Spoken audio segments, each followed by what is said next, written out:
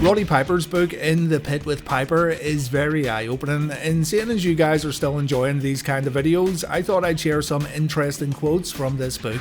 To be honest, this one's quite disjointed, and Piper quite commonly would jump from one subject to another only to go back to his original talking point, so it's not as straightforward as other wrestler autobiographies, though it still is interesting. I also noticed he blends kayfabe and reality a few times, which can make things a bit frustrating, but when Piper does talk about reality, it can be quite hard-hitting. Do keep in mind that this book was published in 2002, and Roddy would have another run with the WWE after the book was released, though at the time of writing, Piper was seemingly done with the WWE. Quotes in this video have been amalgamated slightly to make it a bit easier to digest in video form, though everything is word for word.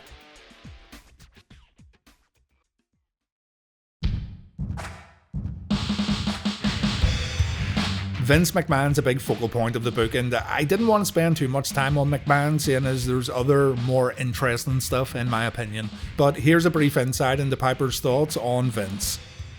The reason McMahon called me Hot Rod was that it's a name I made up before I came to the WWF, and he trademarked it, hoping to capitalize on it one day.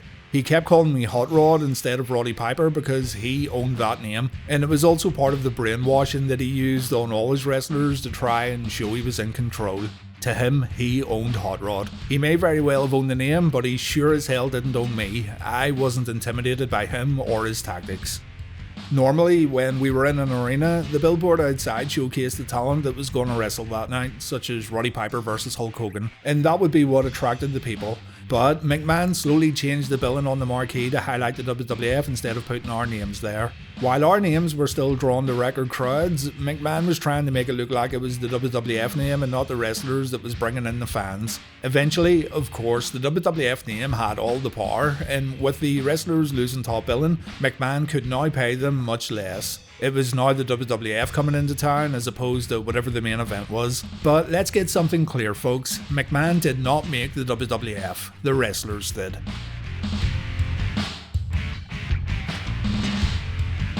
Piper credits Alfred Hayes as a man who helped him out and taught him many things about pro wrestling and the lifestyle he was getting himself into. However, Hayes also played a pretty brutal rib on Piper that affected Roddy on a seemingly deep level.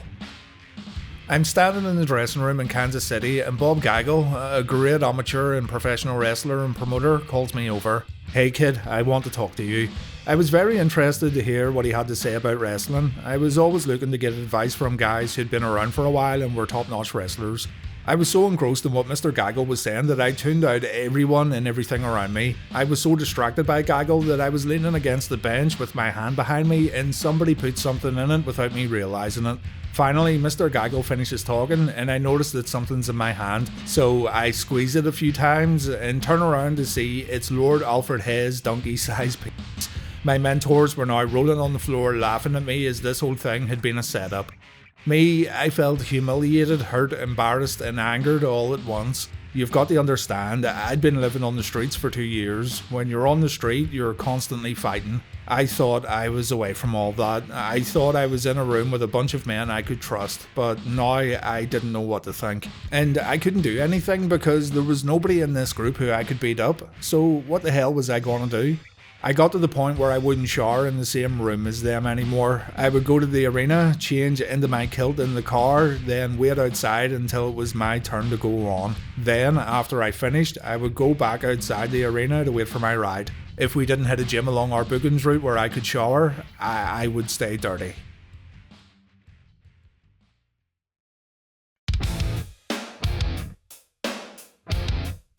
Piper's dislike of Mr. T is well documented, and I could fill up this whole video runtime with Mr. T quotes from Piper. I've condensed things down here to give you a general idea of why these two didn't see eye to eye. Vince held a press conference at the Rockefeller Center a few weeks prior to WrestleMania. I noticed there was a sign on the table that said Roddy Piper, and before I could slide into my chair without disrupting what was going on, Mr. T stands up and flexes his biceps towards me and says in his usual tone, "I pity you, fool." The A-Team star also had one of those metal bars with a spring in it that he was bending in his gloved hands. And while he was standing there flexing his muscles, I walked over to him and coolly squeezed his head and said, "Gee, it feels pretty soft to me." Then, for good measure, I gave his mohawk a little rub. Well, did this ever get T and me started off on the wrong foot? I didn't know you weren't supposed to touch Mr. T, let alone feel his head. This really pissed him off, but to be honest, I really didn't care. This was my element, my place of work. He was just along for the ride. Mr. T took an instant dislike to me, and I could sense that there was now a problem arising between the two of us before the match that was about to take place. The matter got worse when Vince and his boys wanted me to take a dive in the main event. And I'm just going to cut in here, I'm sure everyone knows this, but when Piper says take a dive, he means do the job. And I'm only mentioning this because he says dive quite a few times here. But Vince and his boys wanted me to take a dive in the main event, causing my partner and me to lose to Mr. T and Hogan. For a second time in a few months, I had to refuse to lose, especially to a foreigner who they were bringing into our wrestling culture. The reason I flat out refused was strictly business. If I took a dive here to this clown, where would I go the next time they brought an outsider into our world? If it had been one of our guys, I would have taken the fall, but my thinking was, if you take an outsider who's just going to do a wrestling event then leave, why give him the fall and let him go back to his industry laughing at me behind my back and portraying everything in our world as a joke? In my eyes, it was wrong according to the code of ethics I had been taught. Well, I guess my unhappiness about this got out in the locker room, and McMahon went to Orndorff, and Paul told him the same thing, a blunt no. So now we've got a big time match here, and nobody's willing to take the dive against the intruder. In a last ditch effort to get me to change my mind, Vince asked to talk to me, but I stood my ground and told him that it was wrong and that I wouldn't do it. I knew my value in the sport, and I also knew what the wrestling code of ethics was, and I wasn't going to let McMahon or anybody else make a fool of me or our profession. Right before WrestleMania, Mr. T and I were in this warehouse with Vince McMahon, and the bookers were trying to teach Mr. T basics like how to lock up. This made my animosity meter go a few notches higher. I was already hot over Vince asking me to lose to this guy. Now I see that Mr. T didn't know the first thing about wrestling. This really insulted me. Before the match, he started breathing into this oxygen mask. I now thought there was something physically wrong with the guy and that we were going to have to go on without him. But little did I know that he was doing this to get ready for the match. This was part of his training. What a loser.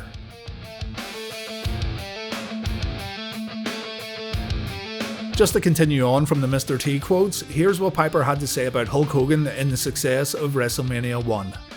No one's denying that Hulk Hogan played a major role in catapulting wrestling to the height of its popularity in the 80s, but people fail to realise that although Hulkamania was running wild at the time, he was usually running from Roddy Piper. Little did everyone know that Hogan was popping vitamins like M&Ms in order to try and keep up with me on the mat. Vince Sr. and Jr. never expected Roddy Piper to be able to rival their new chosen son. I mean, out of the 25 top dogs, I was the smallest. I didn't have any angles, I didn't have the office behind me. All I had was what my forefathers taught me and what I'd learned from my wars in the ring. But that was enough to get me over. When all was said and done, who really drew WrestleMania 1? It's no secret that they pushed Hogan and gave him most of the credit, as evidenced by the post-game parties thrown for him, but I truly believe I played a significant role in the success of that event. I put my life and ass on the line and was willing to die in the ring if that's what it took to make Mania a success. And what did I get when it was all over? Nothing. No limo, no party, no thank you. I was left to fend for myself while Hogan and his crew were off drinking and munching on McMahon's tab. After all, if you look into all the effort and hype that went into WrestleMania, who was the one who was stirring all the interest? It wasn't Hogan, it was me. I'd been hyping the event for weeks on Piper's Pit, which was the most watched part of a wrestling show, not Hogan's matches. The segment allowed us to promo the event every time we wrestled the card, and it also broadened our demographics by twofold at the time, allowing us to reach way more people than even Vince imagined. Even though these people were rooting against me, they either bought a ticket or were tuning in to see what was going to happen to me. Let the truth be known, people didn't watch WrestleMania to see Hulk Hogan win. They watched hoping Roddy Piper would get his ass beat.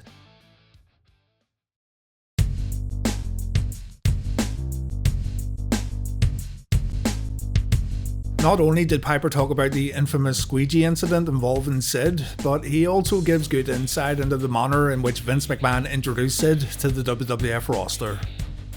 One day I came into an arena at about 1 PM for a television shoot. I passed by the blackboard that had the matches chalked on them. Chalk is easily erased if a wrestler's dropped. I saw Vince McMahon Jr. beaming, standing next to his newest wonder of the world prodigy, the 6'7", 300-pound chisel mass of Sid Vicious. They were both greeting people who passed by.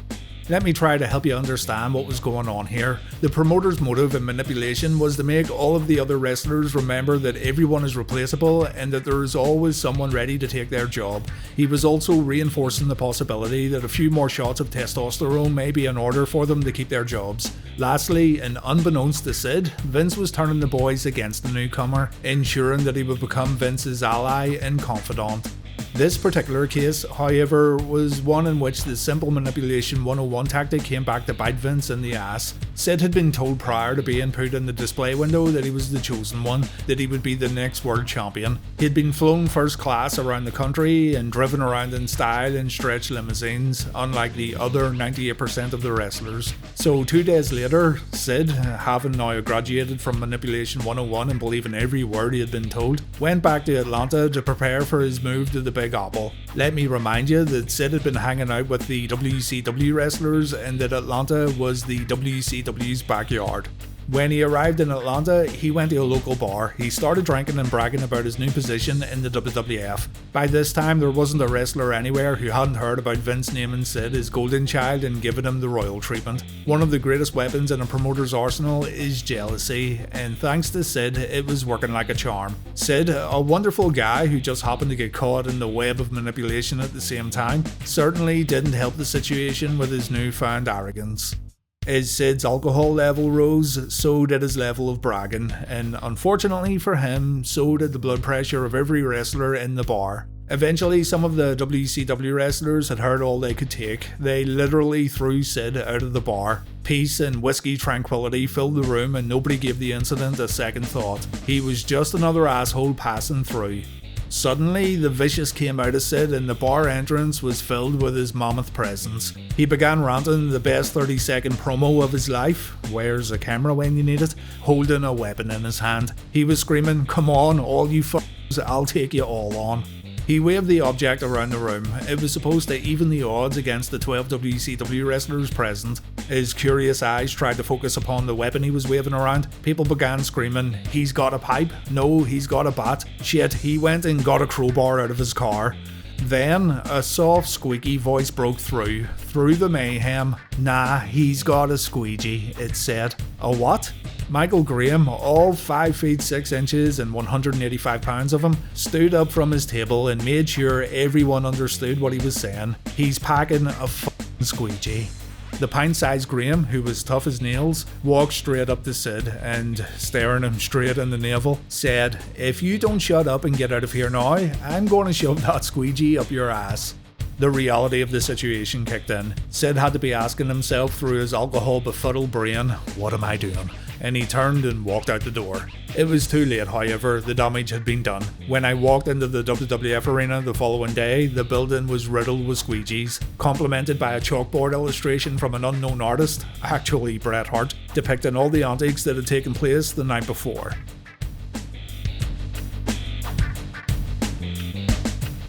Piper states in his book that he and Kerry Von Erich had deep conversations about life. Some of these conversations even involved ending one's own life, according to Roddy. Here though, he tells a pretty heartwarming story about Kerry before it gets a bit dark. It was midnight and we were in Miami in the Marriott Airport Hotel, as we lovingly called it. I was there with a fine man and athlete known as Kerry Von Erich. We were the best of friends. In fact, he felt comfortable enough to sit with me in a hotel room and shoot the breeze with his prosthetic off. Kerry had lost his foot in a motorcycle accident.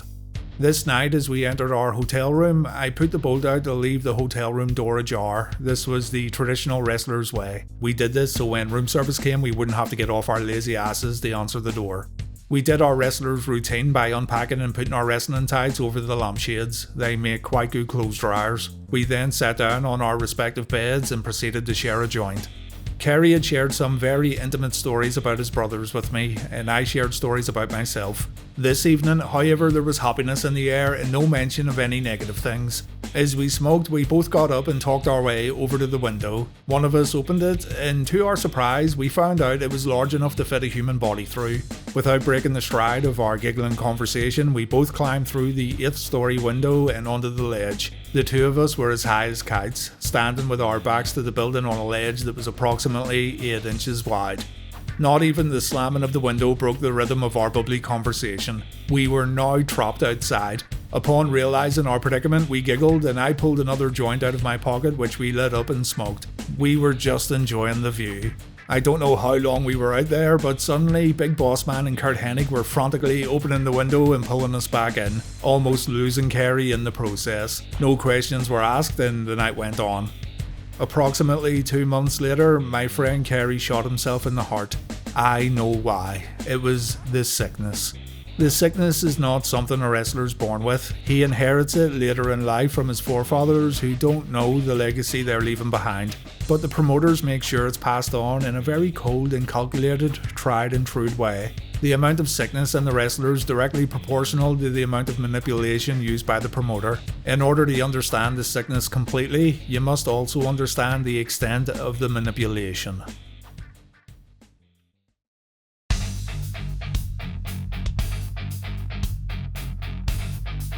Piper has nothing bad to say about Jim Neidhart, but he instead tells a funny story about Jim missing some work dates and the excuse he made up when confronted. The best job-saving excuse I ever heard came from Jim the Anvil Neidhart in the Boston Garden dressing room. The Anvil was a 5'8", 300-pound powerhouse who looked like a refugee from ZZ Top. Jim had a slight problem. He was always missing matches, so we dubbed him Missing in Action. One time, Jim had been MIA for 3 consecutive days, missing 3 wrestling matches in a row. You didn't do that if you wanted to earn a living in the ring. It was considered a mortal sin. To compound Jim's problems, it was his 2nd MIA that month. When he finally showed up for work that day in the Boston Garden, he was met by an old-timer named Chief Jay Strongbow, who'd been made a road agent by the WWF. A road agent at that time was basically a washroom monitor who had the ability to get you fired. Again, this was Jim's 2nd disappearance that month, so the scene was very serious. Jim had 3 lovely children and a wife at home, so termination was not an option for him. His explanation went something like this. Chief, it was midnight, and I was driving home from Dayton when all of a sudden I heard a bump outside my car, so I figured I must have hit something. I pulled the car over to the side of the road, and in the blackness of the night I ran back to help the poor little animal I had so irresponsibly hit. Then Jim started running in place, all 300 pounds of him acting out the scene. As he got deeper and deeper into the story, Jim repeatedly pulled on that fire engine red goatee. Chief, he said, it was a cat and I love pussies, so I bent down to help the poor little thing. But I found out it doesn't pay to be nice. That stupid little son of a bitch scratched the shit out of me. Jim, letting his true colours shine through, continued to explain that as he started driving home, he got lightheaded and dizzy and his stomach felt kinda queasy. His vision then started getting blurry, but luckily he saw a hospital sign and headed right for the emergency room. He was then in a coma for 2 straight days. With a concerned look on his face, the chief asked Jim if he was okay. Jim replied, "Chief, I'm okay. I've been cleared to wrestle." The chief breathed a sigh of relief, since substitutions are not received kindly by wrestling fans on a wrestling card, and told Jim to go get ready. The chief slowly walked away, scratching his head, utterly confused. He must have been thinking, is this guy pulling my leg or what? What the hell could you catch from a stray cat? About 10 minutes later, as Jim was heading out into the arena to wrestle, the chief stopped and asked, "So what the f*** did you have again? Was it the flu?" "No," Jim said and kept walking away. "Then what was it?" the chief asked again. And as Jim went through the curtain on his way to the ring, his voice trailed behind him, saying, "Cat scratch fever, chief, cat scratch fever." You just can't make stuff like that up, folks.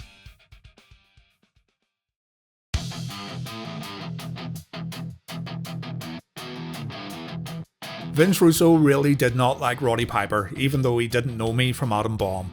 I soon found out by way of his messengers that I wasn't involved in his plans for the future. One night I was in my dressing room when someone knocked on my door. Ed Ferrara, a scripter who was working with Russo, walked in carrying 3 or 4 sheets of paper. It was written dialogue of what they wanted me to say. As soon as I found out what the papers were for, I politely told Ferrara to tell Russo to come meet me in my dressing room so we could discuss the dialogue. But what was unusual here was that this snot-nosed know-nothing had taken over as the creative force behind WCW, and he didn't even come in to see me and introduce himself. Well, he again sent his second-in-command in with these papers telling me what to do. Knowing that Russo wasn't going to show his chicken shit ass, I took a look at the script and it had profanity all through it, and I knew exactly what was going on. When Ed Ferrara came back in the third time, I asked him to sit down. I told him that I never used profanity in my interviews, ever, and that through my entire career I never followed a script. Ferrara said that he understood that, but he and Russo wanted to take the WCW in a new direction and that from now on everything was going to be scripted. I said okay, I would tell them what I was going to say. I then proceeded to ask him if he and Russo had pretty thick skin. He answered me yes and then asked why I wanted to know this. I told him that I was going to do an interview that night about them and I didn't want to hurt their feelings. He then answered me with all the arrogance he could muster. Thick-skinned, they've called Vince Russo and me everything you can think of. We're rhino high tough and can resist anything thrown at us. I told him I was aware that he and Russo had been working hard and writing in New York for the last 2 years, making a name for themselves. He told me yeah, that was correct. I then said, oh, then you must be the two motherfuckers who were responsible for writing the script that led to the tragic death of my cousin Owen Hart. I'm telling you folks, a bead of sweat shot out of the right side of his temple. I kid you not, I have never seen this before. He turned many colours and didn't know what to say. He immediately bolted from my dressing room, and less than 3 minutes later, he came back with Bill Bush, who was the WCW president at the time, and Vince Russo, and they were at my door trying to talk me out of repeating what I'd said to Ferrara on television. So I guess Vince Russo did want to come and see me after all. Vince Russo tried to use his best cleverness to water down my interview. I already knew that I wasn't going to mention Owen Hart. He had just passed away and I have too much respect for his family to use such a thing as a piece of business. But Russo and company didn't know this, of course. I just needed to let them know that they were playing with the big boys now. Finally, I said, I'll tell you what, I don't need to mention Hart, I'll just incorporate your points into the interview. I believe I succeeded in getting my point across to these know-nothings. Loads of wrestling books make you second guess if the superstar in question has actually written the words or at least spoken into a dictaphone to have his words transcribed. That is not the case with Piper's book. The way it's written, the verbiage he uses, and the kind of scatterbrained way in which the book's been written does make you realise that yeah, this all came from Piper. So for that reason alone, it is worth picking up. There's loads more stories in the book, with some being pretty bleak, especially when Piper talks about his youth. So pick it up if you're interested in learning more. As a quick heads up, it isn't going as cheap as other wrestling books, but it's worth picking up if you're at all interested in Piper's career. Thanks for watching folks, and please take care.